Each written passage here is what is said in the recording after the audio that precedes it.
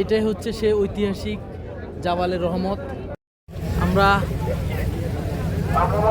জাবালে রহমতের ঠিক কাছাকাছি চলে এসেছি।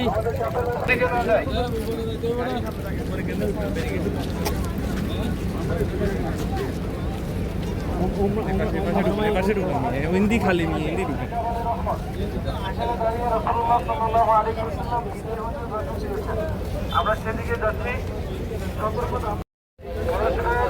আমাদের হাজী সাহেব জনগণ আস্তে আস্তে জাবালের রহমতে আসছে। হুজুর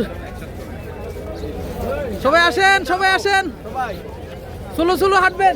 এখানে কিন্তু হারিয়ে যাওয়ার সম্ভাবনা বেশি, এখানে হারিয়ে যাওয়ার সম্ভাবনা বেশি। কি সবাই দলবদ্ধভাবে থাকেন।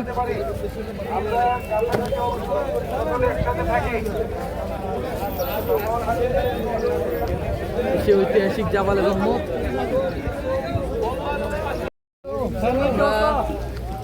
জাবালের রহমতের খুব কাছাকাছি। আমাদের সাথে আছে আমাদের প্রিয় মাহফুজ ভাই। মাহফুজ ভাই কিছু বলেন।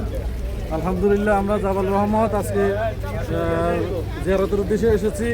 আল্লাহ তাআলা আমাদের হাজী সাহেবদের হজকে কবুল করুন এবং সহজ করে দিন। আমিন আমিন আমিন আমিন। সবাইকে ধন্যবাদ, সবার জন্য দোয়া রইল। সবাইকে দোয়া এবং ভালোবাসা রইল। আল্লাহ যেন সবাইকে সুস্থ রেখে সুন্দরভাবে হজটা করতে পারে। আল্লাহ আমাদেরকে তৌফিক দান করে সবাই আমিন আমিন আমিন আমিন আমিন। আমরা ঠিক জাবালের রহমতের কাছাকাছি চলে এসেছি সম্মানিত হাজী সাহেবদেরকে নিয়ে।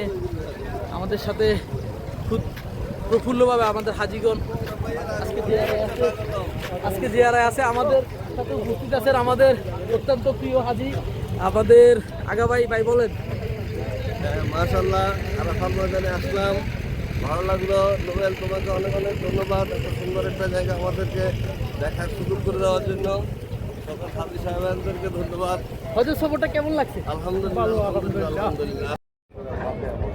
এটাই হচ্ছে সে ঐতিহাসিক জাবালে রহমত, যেখান থেকে সর্বকালের সর্বশ্রেষ্ঠ মহামানব হুজুরে পাক সাল্লাল্লাহু আলাইহি সাল্লাম বিদে হজের ভাষণ দিয়েছিলেন।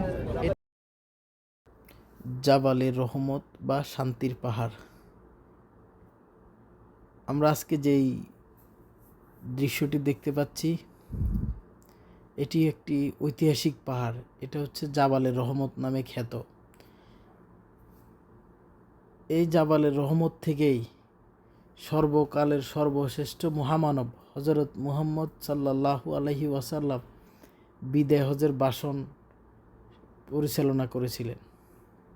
তখন ছিল 10ম হিজরি, 632 খ্রিস্টাব্দ।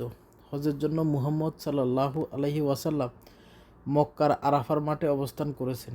এই পাহাড়ে দাঁড়িয়েই মহানবী সাল্লাল্লাহু আলাইহি ওয়াসাল্লাম বিদায় হজের ভাষণ দিয়েছেন। সেই মাঠেই মহানবী সাল্লাল্লাহু আলাইহি ওয়াসাল্লামের ভাষণ শেষে আয়াত নাজিল হয়। তার বাংলা অর্থ হচ্ছে,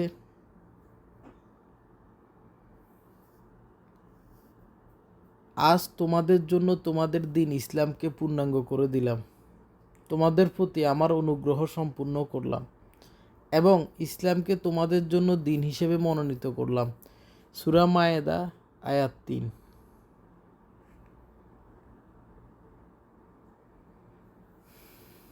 এই পাহাড়ে দাঁড়িয়েই মহানবী হযরত মুহাম্মদ সাল্লাল্লাহু আলাইহি ওয়াসাল্লাম বিদায় হজের ভাষণ দিয়েছিলেন। এই পাহাড় শান্তি ও মানবতার পাহাড়। এই পাহাড়ের বুকে দাঁড়িয়ে আছে ইসলামের সার্বভৌম অধ্যায়, শান্তি, মানবতা ও কল্যাণের রূপরেখা, কল্যাণের মানচিত্র।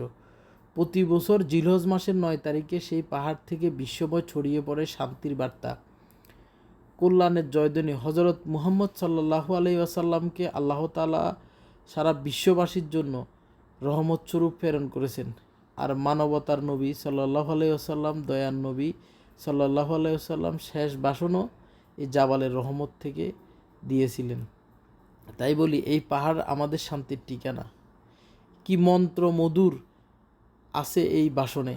সেদিন লক্ষাধিক সাহাবীর সামনে নবীজি সাল্লাল্লাহু আলাইহি ওয়াসাল্লাম বলেন, হে লোক সকল, আমার কথাগুলো গভীর মনোযোগ দিয়ে শোনো। আমি জানি না এবারের পর তোমাদের সঙ্গে এই জায়গায় আর একত্র হতে পারবো কিনা। হে লোক সকল, স্মরণ রাখো, তোমাদের আল্লাহ এক, তার কোনো শরিক নেই। তোমাদের আদি পিতা একজন, অনারবদের উপর আরবদের কোনো শ্রেষ্ঠত্ব নেই। তেমনি সাদার উপর কালোর কোনো প্রাধান্য নেই। আল্লাহ ভীতি শুধু শ্রেষ্ঠত্ব ও মর্যাদার মানদণ্ড। তোমাদের পরস্পরের রক্ত ও ধন সম্পদ আজকের দিন, এই মাস এবং এই শহরের মতো পবিত্র। শোনো, জাহেলিয়াতের সব কিছু আমার পদতলে পিষ্ট করা হয়েছে। জাহেলিয়াতের রক্তের দাবিও রহিত করা হলো। শোনো, জাহেলি যুগের সুদ রহিত করা হলো। আমাদের মুদ্রাকার প্রথম যে সুদ আমি রহিত করেছি তা হলো আব্বাস ইবনে আব্দুল মুত্তালিবের সুদ। এখন থেকে সব ধরনের সুদ হারাম করা হলো। স্ত্রীদের ব্যাপারে আল্লাহকে ভয় করো, কেননা আল্লাহ আমানতস্বরূপ তোমরা তাদের গ্রহণ করেছো। তোমাদের উপর তাদের অধিকার হলো তোমরা যথাযথ অন্ন বস্ত্র প্রদান করবে। আমি তোমাদের কাছে এমন দুটি জিনিস রেখে যাচ্ছি যা দৃঢ়ভাবে ধারণ করলে পথভ্রষ্ট হবে না। একটি হলো আল্লাহর কিতাব আর অন্যটি হলো আমার সুন্নাহ। হে লোকসকল, মনে রেখো, আমার পর আর কোনো নবী নেই, তোমাদের পর কোনো উম্মত নেই। ফলে তোমরা তোমাদের প্রতিপালকের ইবাদত করবে, 5 ওয়াক্ত নামাজ আদায় করবে, রমজানের রোজা রাখবে, স্বেচ্ছায় ধন সম্পদের জাকাত দিবে, আল্লাহর ঘরে হজ করবে, শাসকের অনুগত্য করবে।